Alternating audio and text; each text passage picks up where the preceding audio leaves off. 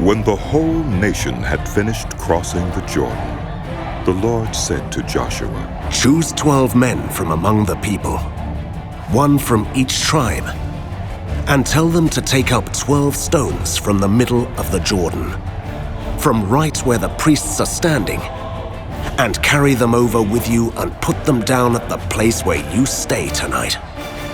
So Joshua called together the 12 men he had appointed from the Israelites, one from each tribe, and said to them, "Go over before the ark of the Lord your God into the middle of the Jordan.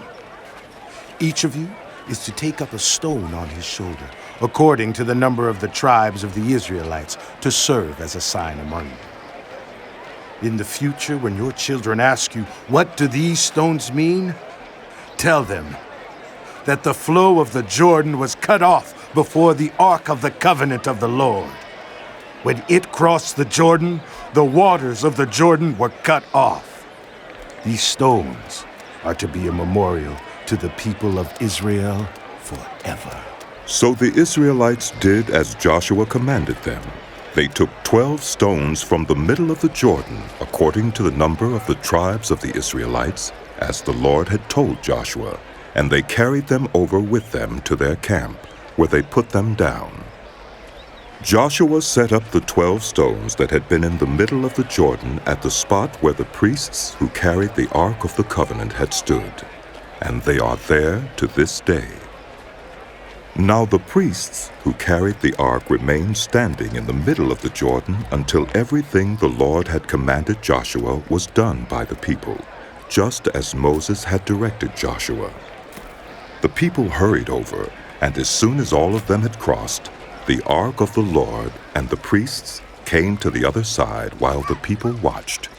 The men of Reuben, Gad, and the half-tribe of Manasseh crossed over, ready for battle in front of the Israelites, as Moses had directed them.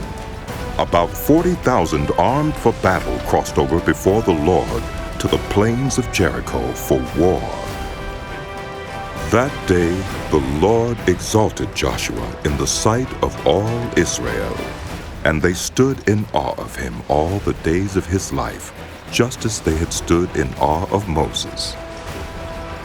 Then the Lord said to Joshua, "Command the priests carrying the Ark of the Covenant law to come up out of the Jordan." So Joshua commanded the priests, "Come up out of the Jordan." and the priests came up out of the river, carrying the Ark of the Covenant of the Lord.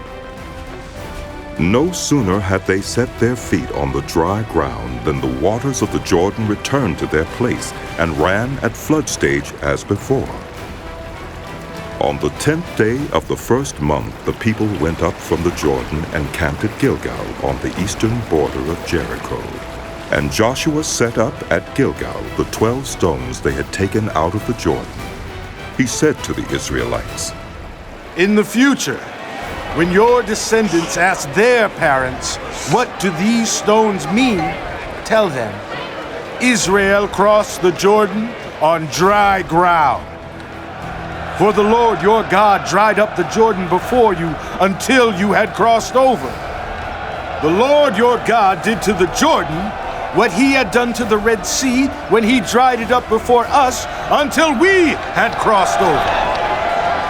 He did this so that all the peoples of the earth might know that the hand of the Lord is powerful, and so that you might always fear the Lord, yours God.